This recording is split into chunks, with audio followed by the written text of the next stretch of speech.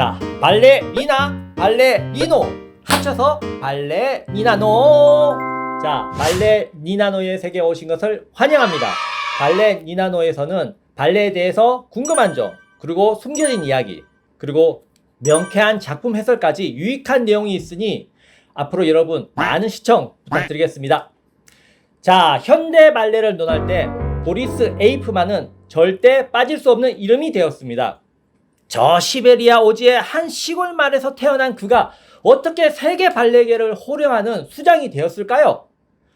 에이프만은 1946년 알타이 지역의 룹조프스크라는 조그만 마을에서 태어납니다. 이후 몰도바의 수도 키시뇨프로 이주하는데 바로 여기서 발레를 처음 접하게 되고 나중에 레닌그라드 국립음악원 발레연출학과에 입학하여 1972년에 졸업을 하게 됩니다. 1970년 초반에는 주로 전통 발레를 만들어 올렸어요.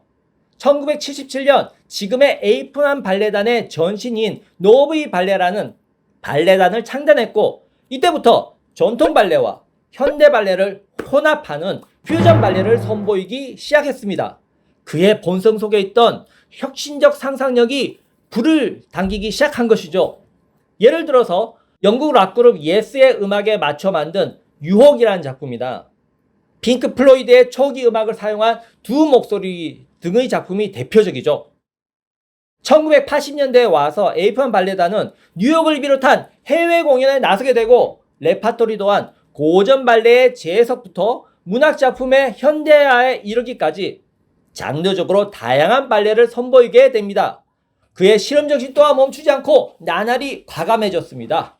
1990년대부터 전 세계 언론이 에이프만을 세계 최고의 안무가로 격찬하기 시작하는데요. 급기야 2011년 러시아 정부는 에이프만 발레 아카데미 설립을 결의하였고 2013년부터 이곳에서 러시아 전역의 발레 엘리트들의 영재 교육을 시작합니다. 2012년에는요. 에이프만 발레 전당의 건설이 대통령으로 통과되었고 2022년 개관을 목표로 지금 마지막 건설 공정을 진행하고 있습니다. 2년 후면 그 현대적이고 아름다운 발레 전당에서 에이프만의 발레를 감상할 수 있게 되는 것이죠. 2016년 자신의 70세 생일을 맞은 에이프만은 러시아 문화와 예술의 발전에 기여한 큰 공로와 오랜 기간의 왕성한 활동을 격려하는 차원에서 정부로부터 최고 권위의 명예훈장을 수여받았습니다. 2017년은 극단 창립 40주년을 맞아 1년 내내 대대적인 순회 공연 행사를 치르기도 했습니다. 모스크바 볼쇼이 극장에서 무려 2주간의 공연을 하는가 하면 러시아 전역과 미국, 중국을 돌며 수많은 공연을 올렸습니다. 현재 에이프만 발레단은 세계에서 가장 높은 인지도와 흥행력으로 지구 곳곳을 누비며 발레 예술의 전령으로 활동하고 있습니다. 자, 에이프만 발레의 특징에 대해서 설명드리겠습니다. 첫째, 이해하기가 쉽다. 에이프만 발레는 처음 보는 사람도 그 내용을 쉽게 이해할 수가 있습니다. 추상적인 신체 표현이나 고난이도 동작을 거부했기 때문이죠. 그는 몸의 언어를 표현하는데 천재적인 재능을 지니고 있었습니다. 두 번째, 이야기가 아주 흥미진진해요. 에이프만 발레의 가장 큰 특징은 서사성이라고 할 수가 있는데요. 이 이야기를 바탕으로 발레 드라마를 만들고 있습니다. 발레는 복잡다단한 인간 심리와 고차원적인 비극적 파토스를 표현해내는 아주 예민한 예술 장르다라는 것이 에이프만의 신념이었습니다. 자, 세 번째, 에이프만은 음악을 정말 절묘하게 잘 사용합니다. 서사에 극적 소성을 부여하는 음악을 과감하게 사용한다는 거죠. 그는 대부분의 공연에서 새로이 음악을 작곡하기보다는 기성곡을 자유롭게 끌어놨습니다. 그가 선택한 음악은 해당 장면의 의미적 정서적 내용과 너무나 적절하게 잘 맞아떨어진다는 것이죠. 마치 그 장면을 위해 만들어진 음악처럼 내용과 잘 어울릴 뿐만 아니라 배우의 움직임도 음악의 성격과 딱 맞아떨어지게 만듭니다. 자, 오늘 설명해드릴 붉은 지젤이란 작품은 20세기 초 러시아 발레를 사로잡았던 전설의 발레리나 올가 스페시브제바의 일대기를 그린 작품입니다. 우수어린 얼굴과 커다란 갈색 눈, 부드러운 검은 머리, 긴 키와 갸느린 몸매로 당시 발레리나의 이상형으로 꼽혔던 사람이었죠. 올가 스페시브제바는 1917년에 마린스키 극장의 수석 발레리나로 승격합니다. 그녀가 연기한 지젤은 역사상 최고의 배역이란 찬사가 나왔습니다. 하지만 지젤에 과도하게 몰입한 나머지 그녀는 정신 이상 증상을 자각하고 맙니다. 원체 내성적이고 말수가 적었기에 지젤의 그 비극적인 운명에 그 자신이 깊게 빠져버린 것이죠. 마린스키 극장 최고 발레리나였던 그녀에게 무소불위의 권력을 행사하던 정보국의 간부였던 보리스 까플룬이라는 사람이 접근합니다. 결국 두 사람은 사랑에 빠지고 결혼까지 하게 되죠. 자, 보시는 장면은 스페시프 제바가 조국과 까플룬을 버리고 외국으로 떠나는 1막의 마지막 장면입니다. 여기서 사용된 음악은 차이콥스키의 교향곡 만프레드 1악장인데요. 긴박하면서도 서글픈 상황을 잘 설명해주는 곡입니다. 물론 에이프만이 그렇게 잘 해석한 덕이겠죠. 카플룬은 당시 나는 새도 떨어뜨릴 정도의 막강한 파워를 가졌던 인물로서 예술 애호가이기도 했습니다. 카플룬은 부르주아 예술의 상징이던 마린스키 극장을 폐쇄하자는 여론에도 불구하고 극장을 지켜낸 사람입니다. 자신의 여인 스페시프 제바를 위해서였죠. 이때부터 사람들은 그녀를 붉은 지젤이라고 부르기 시작했습니다. 혁명 권력과 가까이 있는 지젤이란 뜻이겠죠. 우리식대로 좀 더 과장하게 말하면 빨갱이 지젤 이런 정도 해석이 가능하겠습니다.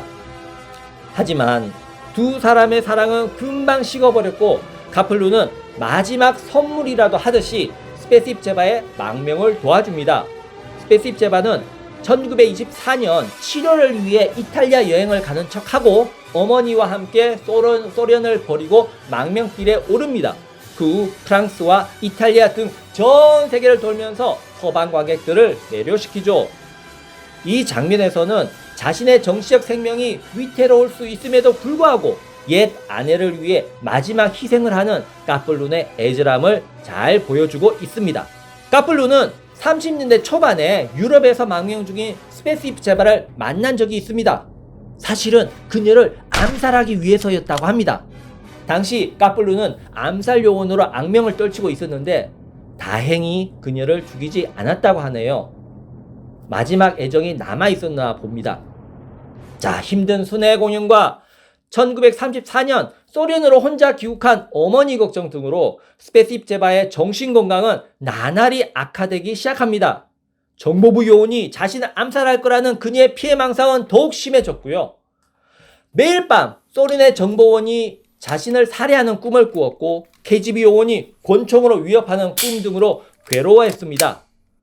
무엇보다 고통스러운 것은 소련의 스파이라는 소문 때문이었죠. 이렇게 해서 1937년경에는 도저히 공연을 할 수 없을 정도로 정신병이 악화되었습니다.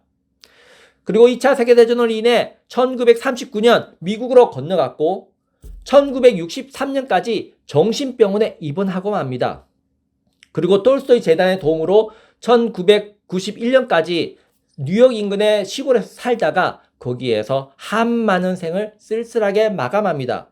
그리고 그녀의 부고가 조그만 신문 기사에 났고 에이프만은 그 뉴스를 보고 깜짝 놀라고 말죠. 아니, 한때 세계를 호령했던 그 위대한 발레리나가 어떻게 이렇게 누추한 생을 마감하게 되지? 거기에서 에이프만은 그녀를 위해서 가장 아름다운 세레나데를 만들기로 결심했고 그것이 바로 붉은 지젤이 된 것입니다. 자, 붉은 지젤 작품에 대해서 좀 더 자세하게 분석해 보겠습니다. 붉은 지젤은 1997년 초연 이후 20년이 넘도록 변함없는 사랑을 받아왔고 여전히 에이프만 발레단의 주요 레파토리로서 관객을 만나고 있습니다. 이 작품의 가장 큰 매력은 아무래도 파란만장한 삶을 살았던 스페시프 제바의 비극적 이야기죠. 그녀가 겪었던 역사적 사건들과 그 소용돌이에서 조국을 떠나야 했던 망명객들의 운명, 그리고 정신병으로 인한 고통 등 망명예술가의 삶과 비극을 폭넓고 깊이 있게 묘사하려고 했습니다. 다른 작품과 마찬가지로 붉은 지젤은 고전 발레와 현대 발레의 장점만을 취하여 퓨전적 멀티 스타일의 춤을 선보이고 있습니다. 붉은 지젤은 전체적으로 콜라주처럼 구성되어 있어요. 하나의 중심 이야기가 있는 게 아니라 연대기별로 독립적 에피소드가 연결된 것이죠. 스페시프 제바가 인생 여정에 따라 만나게 된 4명의 인물, 즉 발레 스승, 까플룬, 그 다음에 파트너, 그리고 파트너의 친구 등과의 에피소드가 주요 사건으로 묘사되고 있습니다.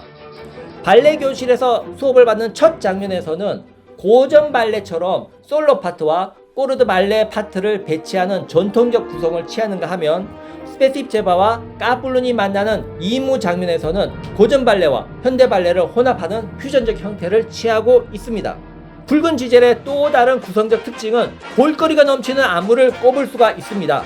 독특한 안무 동작과 깊이 있는 내용이 음악과 절묘하게 결합된 에이프만의 발레는 초심자도 눈을 돌릴 새 없이 수많은 볼거리를 제공하고 있습니다. 붉은 지젤은 장면 전환이 유난히 잦은데요. 사소한 디테일까지 에이프만의 손길로 탄생한 이 각 장면들은 관객들의 마음을 사로잡기에 충분합니다. 클래식 발레를 선호하는 관객은 멋진 무대 장식 하에서 고전 발레복을 입고 춤추는 장면들, 특히 2막에서 낭만주의 발레인 지젤의 주요 장면을 요약하여 보여주는 장면에 매료될 것이고, 색다른 볼거리를 찾는 관객은 혁명 시민들이 거리에서 춤추는 장면이나 1930년대 파리의 사교계 파티를 사실적으로 묘사한 장면이 눈에 띌 것입니다. 붉은 지젤에 사용된 음악을 보자면 차이콥스키와 슈니트케의 두 음악이 두 라인을 형성합니다. 이 두 음악은 무용수들의 춤 동작의 토대가 될 뿐만 아니라 인물들의 감정적 에너지를 전달하는 중요한 수단이 되고 있습니다. 인물의 심리와 이야기 전개 장면에선 차이콥스키의 서정적 음악이 주로 사용되고, 인물 간 갈등이 심화되고 암울한 상황의 장면, 즉 폭력과 억압이 지배하는 조화와 아름다움이 파괴되는 순간에서는 슈니트케 음악이 주로 사용되고 있습니다. 마지막 장면에선 지젤의 원곡이 사용되는데, 아돌프 아당의 원곡 음악은 제목으로 사용된 지젤 명칭이 어떤 의미를 지니는지 상징적으로 보여줍니다.